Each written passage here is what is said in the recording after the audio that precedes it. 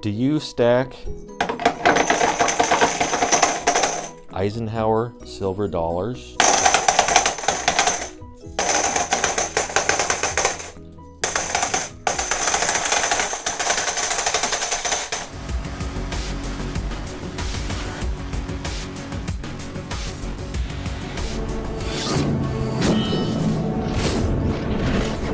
What a cool sound. Of course, as you know, these aren't real silver dollars. They are clad dollars. But I just wanted to make a quick video for those of you in the community who enjoy collecting these types of coins. And if you don't enjoy these types of coins, well, maybe this will inspire you to pick some up from your local bank or wherever you might happen to find them. These are, of course, the $1 clad Eisenhower or Ike dollars that were minted from 1971 to 1978.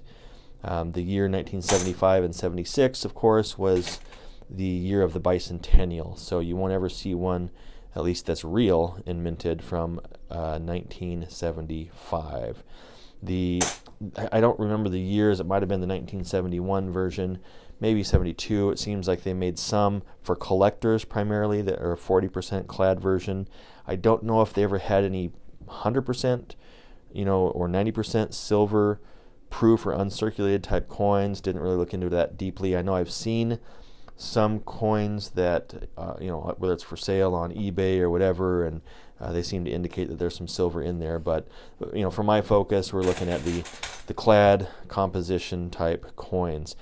If you're old enough, you will remember these from the casinos in Las Vegas, Nevada. Back in the day when most of the casinos in Vegas were the coin-in type of slot machines, you could put these in one at a time, two at a time, whatever, and if you hit it, then it would go ahead and spit out these ginormous Eisenhower silver dollars as your winnings.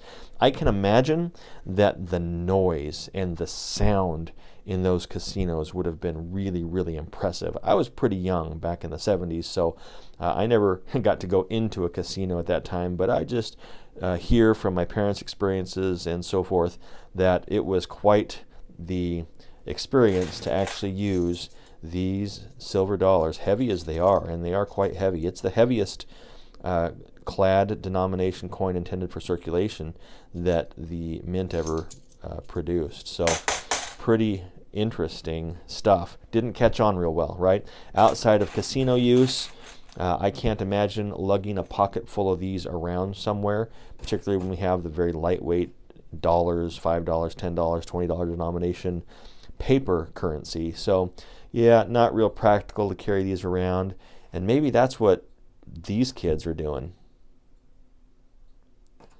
Maybe not. I don't know. But there's got to be a reason why their pants can never stay up. Drives me nuts.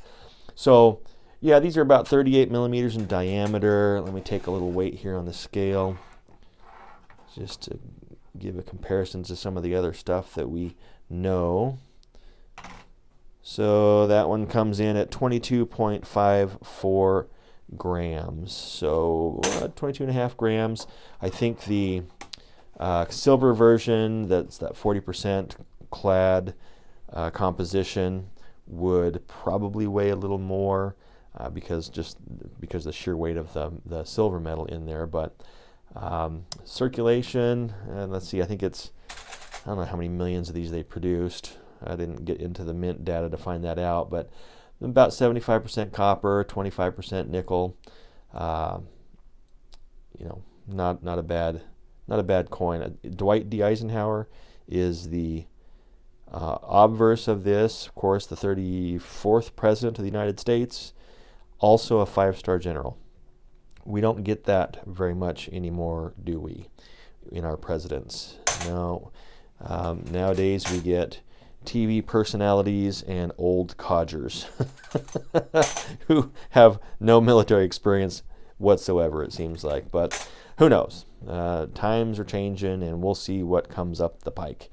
But it's, I think, a real tribute to President Eisenhower that they put his likeness on this coin. Now, let's see here. I think I went over the fact that you won't see these in 1975. Let's look at the designs. There's a couple of different designs. Actually, I think there's 3 designs, but I only have 2 of them here. This particular design with the eagle on the reverse is, basically a nod to the Apollo 11 mission insignia. You can see the moon there in the background, the eagle clutching the olive branch. And then we have, of course, this design on the bicentennial, which is the Liberty Bell, and again, the moon in the background. The Liberty Bell, of course, celebrating our independence, 1776 to 1976. Awesome stuff. Heavy as all get out, though, and I wouldn't, again, want to lug around a pocket full of those things. So the peace dollar was our last true silver dollar, right? And that, I think the mint stopped producing those in 1935. So between 1935 and 1971, there was a void in the silver dollar mintage in our country. After the Eisenhower dollar, so 1978, after that ceased production, then what came about? Well, it was the Susan B. Anthony dollar. I don't have any of those examples here because I never collected them, wanted them, primarily because they were easy to confuse with a doggone quarter.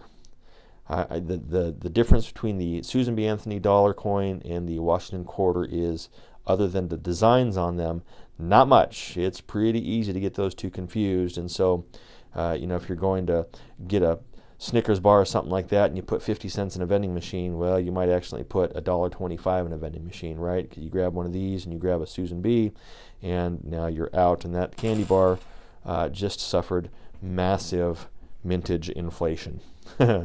So these are my little hobby collector coins of Ike dollars. Do you folks have any of these? If so, what do you do with them? I've gifted these before. I've put them in kids' stockings anymore. They're like, Dad, that's the dumbest thing ever. Just give us $100, call it good. So, that's the joys of getting older, right? And the kids tell you that, no, we don't want the small stuff anymore. Just write us a check or give us a big one. Good grief. What do you do? Anyway, I'm not stacking them. I'm just collecting them. Just kind of a fun little intro to do. Hope you folks are doing well. Vertical Stacker, have a good weekend. Take care.